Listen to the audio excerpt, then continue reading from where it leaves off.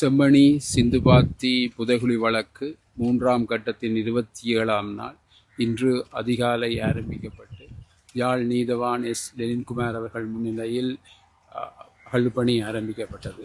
இன்று 14 மனித எண்புத் தொகுதிகள் அடையாளம் காணப்பட்டு 5 மனித எண்புத் தொகுதிகள் சுத்தப்படுத்தப்பட்டு அகழ்ந்தெடுக்கப்பட்டிருக்கின்றன.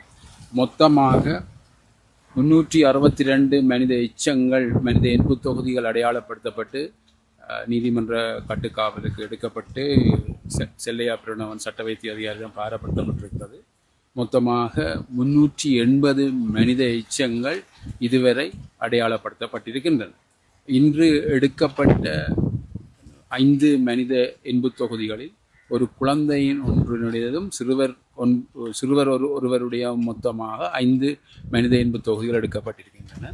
அதே நேரம் கௌரவம் அன்று நாளை மறுதினம் 19ஆம் தேதி வெள்ளிக்கிழமை நீதி அமைச்சர் வருவதை உறுதிப்படுத்தி இருக்கின்றது. அதுக்கான விண்ணப்பம் செய்யப்பட்டதுக்கு அமைவாக அத்தோடு காணாப்போனோர் அலுவலக ஆணையாளர்களும் வர இருக்கின்றார்கள். இந்த அகழ்பணி நாளை 28ஆம் நாள் தொடர்ந்து நடைபெற இருக்கின்றது. இலங்கையிலேயே கைப்பற்றப்பட்ட அதிக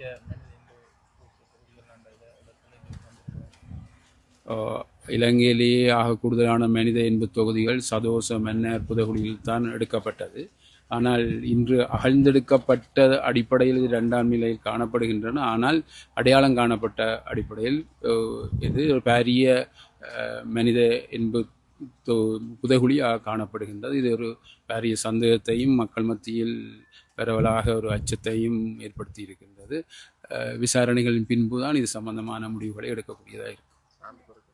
இன்று ஒரு சான்று பொருள் எடுக்கப்பட்டது 120 இலக்கமிடப்பட்டு ஒரு மனித எண்புத் தொகுதியின் இடுப்பு பகுதியில் இரும்பு வடிவிலான ஒரு சான்று பொருள் எடுக்கப்பட்டு நீதிமன்ற கட்டுக்காவலில் சான்று பொருளாக பெறப்படுத்தப்பட்டது. காப்பு பிளாஸ்டிக் காப்பு ஒன்று சிறுவர் பெண்ணுடைய காப்பாக இருக்கலாம். ஆனால் அது இன்னும் அகழ்ந்தெடுக்கப்படவில்லை. எடுத்து சான்று பொருள் ஆக்கும்போது அது சம்பந்தமாக உங்களுக்கு கூறக்கூடியதாக இருக்கும். மேலதிக செய்திகளுக்காக எமது யூடியூப் தளத்தை சப்ஸ்கிரைப் செய்யுங்கள்.